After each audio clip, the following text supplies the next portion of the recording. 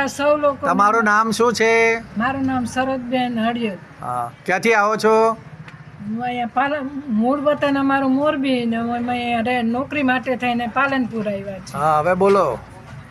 હવે મને પેલા પગમાં સોજો હતો, પગના પોચામાં સોજો હતો અને પલોઠી વારી શકતી નહોતી. તો હવે એ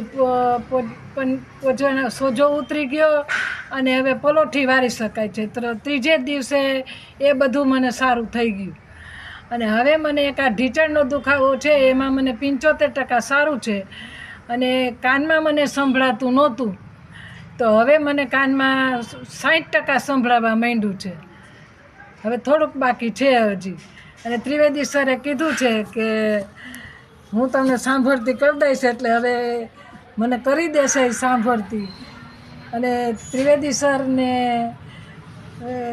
મારા આશીર્વાદ છે. ભગવાન એને સુખ સંપત્તિ આપે ને યશ અને કીર્તિ એની વધારે, બસ એ જ અભ્યર્થના. વાહ ભાઈ વાહ, તાલી